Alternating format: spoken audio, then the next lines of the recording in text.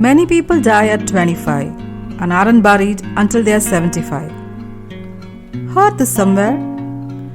This famous quote is by the first ever United States Postmaster General, but most of us commonly mistake him as one of the presidents of the United States. Probably that's why he's notably known as the only president who was never a president. Yes, Benjamin Franklin never held the office of presidency. Hello everyone, welcome back to Books.com Litgyan with me Subhashini. Today I bring you the anecdotes of a simple man from an obscure background who emerged from the wilds of America to dazzle the entire intellectual world from his book The Autobiography of Benjamin Franklin. Born in Milk Street, Boston on January 6, 1706, Ben was the eighth child of the family. His father, Josiah, had various professions. He was a tallow chandler, a candle maker, a soap boiler, and had a dyeing trade before he moved to American colonies from England along with his second wife, Abigail Folger. She looked after the home and their 10 children. We all know Benjamin Franklin was America's civic leader, but how many of us know his pen name was Miss Do-Good? Long before he became a diplomat and top political thinker of his time, at the age of 12, Benjamin worked as an apprentice in his brother James' printing shop. Ben expressed his desire to write for the journal, the New England Courant, which his brother published, but he refused. Left with no other choice, Ben assumed a false identity of a widow named Silence Do-Good and started writing letters in her name in defense of freedom of speech. Miss Do-Good's popularity grew, which greatly angered his brother when he discovered the prank. Later, when Miss Do-Good began to receive marriage proposals from readers, Franklin put an end to it. The only founding father who signed all 4 documents that led to the formation of the United States, which includes the Declaration of Independence, the Treaty of Alliance with France, the Peace Treaty with Great Britain in 1783, and the United States Constitution, had only 2 years of formal schooling. Can you believe it? Franklin's family couldn't afford him studies, and so he was out of school at 10. He was a self-taught man who always looked for ways to self-improve. Apart from his passion for science and literature, Franklin spoke 5 languages, including English, French, Latin, Italian, and Spanish. Isn't he a natural untutored genius? In colonial America, homes were warmed by a fireplace which required loads of firewood. When Franklin saw this, he invented a stove in 1742, which was a metal-lined fireplace that stood in the middle of a room, providing more heat and less smoke than an open fireplace and used less wood. This cast iron furnace would radiate heat from the middle of the room in all directions, and the iron walls even absorbed heat, providing warmth to the room long after the fire went out. In 1730, a fire started on a ship and spread to the wharf where all warehouses burned, including 3 neighboring houses. This incident led Franklin to advocate for a community service to help extinguish fires to protect citizens' properties. In 1733, he wrote an article in Pennsylvania Gazette discussing his belief that there was a need for better fire prevention methods and a society or group of organized citizens to prevent and protect property from fires. On December 7, 1736, he co-founded the Union Fire Company. The first brigade was formed by 26 volunteers. Each member brought 6 buckets to carry water and 2 linen bags to rescue property. That's why it's also known as the Benjamin Franklin's Bucket Brigade. This is how he engineered setting up America's first volunteer firefighting association. Franklin was many things in his lifetime: a printer, a postmaster, an ambassador, an author, a scientist, and the founding father of the United States. Above all, he was an inventor, creating solutions to common problems and innovating new technology. A fascination that began as he accidentally shocked himself in 1746 turned his attention to the possibility of protecting buildings and the people inside from lightning strikes. The well-known experiment of flying a kite attached with a metal key in thunderstorm established this. On June afternoon in 1752, the sky began to darken over the city of Philadelphia. Most of the citizens hurried inside, but Benjamin did not. As if he had been waiting for this opportunity, he goes out to demonstrate the electrical nature of lightning, and to do so, he gathers all his materials: a simple kite made with large silk handkerchief, a hemstring, a silk string, a Leyden jar, which is a primitive capacitor which could store electric charge for later use, and a sharp length of wire. To the top of the kite, he attaches a wire to act as a lightning rod. To the bottom of the kite, he attaches a hemstring, and to that, he attaches a silk string. The last piece of the puzzle was a metal key. The hem, wetted by the rain, would conduct an electrical charge quickly and transmit it to the metal key, and from there to the Leyden jar. The dry silk string was held by Franklin. With the help of his son William, he got the kite aloft. Then they waited for the thunderstorm to strike. Franklin moved his finger near the key, and as the negative charges in the metal piece were attracted to the positive charges in his hand, he felt a spark. Using the Leyden jar, Franklin collected that electric fire, as he called it, which could be discharged later. Perhaps this was the most famous experiment that led to the invention of the lightning rod and the understanding of positive and negative charges. The connection between electricity and lightning was known earlier, but not fully understood. He coined the terms conductor, condense, armature, battery, positive charge, negative charge, and discharge. He discovered new ways to generate, store, and deploy electricity.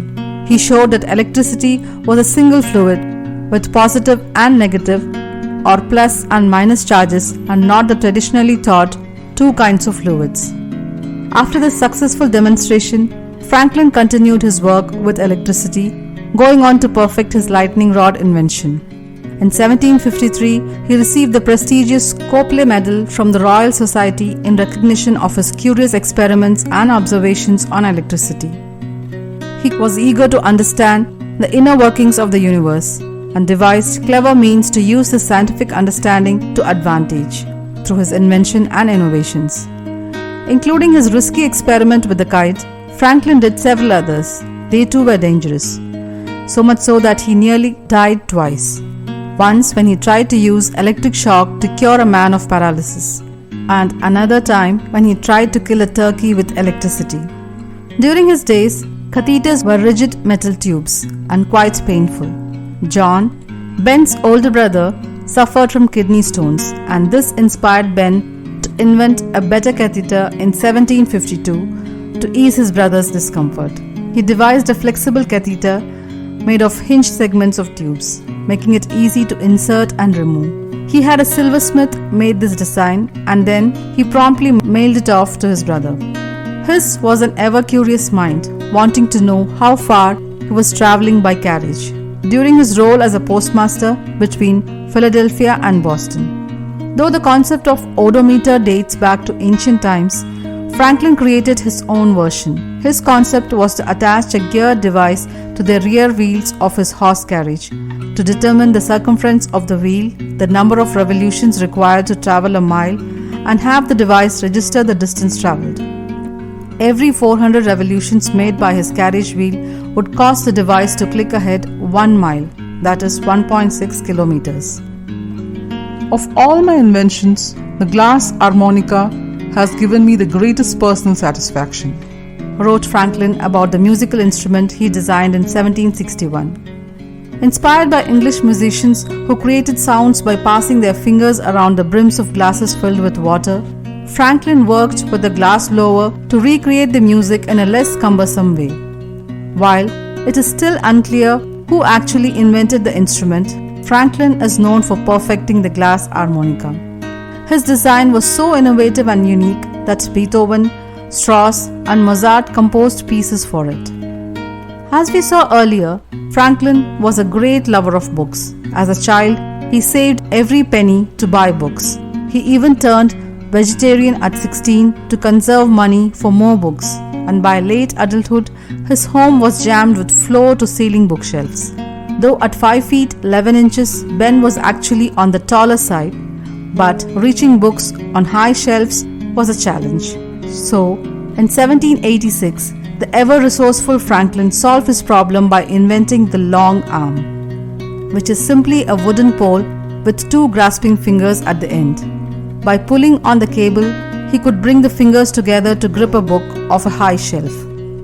How simple, clever, yet effective, isn't it? Eventually, his love for reading and thirst for knowledge led to the formation of the first lending library in America. Among his many other talents, Benjamin was a skilled chess player too. He wrote a well-known essay, The Morals of Chess, that detailed the rules of conduct for playing the game, and he was responsible for making chess a popular sport in America. For this, he was inducted into United States Chess Hall of Fame in 1999. Like most of us, Franklin found that his eyesight was getting worse as he got older, and he had both near and far-sightedness. Tired of switching between two pairs of eyeglasses, he invented double spectacles, or what we now call bifocals. He had the lenses from his two pairs of glasses, one for reading and one for distance, sliced into half horizontally and joined them in one frame, with the lens for distance at the top and the one for reading at the bottom. Cool, isn't it? One of the most memorable scenes of his autobiography is the description of his arrival on a Sunday morning, tired and hungry, to Philadelphia. Finding a bakery, he asked for 3 pennies worth of bread and got 3 great puffy rolls. But then, little did he know that he would become a member of the Philadelphia City Council in 1748, Justice of Peace, and a member of the Pennsylvania Assembly. He was the governor of Pennsylvania and also the first United States ambassador to France and Sweden. Between running a print shop, engineering the US postal system, starting America's first lending library, and helping in the American Revolution, Franklin also found time to invent a vast collection of new devices. What's more is, he never patented them. Today, where we crave for recognition for every single and small thing we do, he had proudly announced that anyone who wanted to make money from his ideas was free to do so. Although this decision likely cost him a fortune, he saw his inventions as gifts to the public. As we enjoy great advantages from the inventions of others, we should be glad of an opportunity to serve others by any invention of ours, and this we should do freely and generously. He wrote in his autobiography. No wonder he was the most honored American, but also one of the most glorious figures in the Western world of the 18th century. He became the hero of countless early 19th century artisans and self-made businessmen, and when he died in 1790, more than 20,000 people attended his funeral. Indeed, he is one of the most celebrated and influential Americans who has ever lived. By the way, if you heard your parents say, early to bed, early to rise makes a man healthy, wealthy and wise, it's from Franklin's Poor Richard's Almanac, a general interest pamphlet published by him offering interest and amusement for his readers, including how-to guides, practical tips, stories, astrological forecasts and brain teasers. Moreover, the concepts described in his pamphlet, a modest inquiry into the nature and necessity of a paper currency, are still being used by the US Federal Reserve and central banks around the world. Dr. Franklin wrote this autobiography for his son to get acquainted with his ancestors and with the circumstances in his life, but it ends abruptly with the year 1757, leaving important facts unrecorded, which are listed at the end of the book year-wise. Hope you liked this review. And you know where to find me on Facebook, Instagram and YouTube to share your comments. You can send me the list of books you want me to review at books.com/subhashini@gmail.com. Thank you for staying tuned till the end. See you in the next episode of Books.com.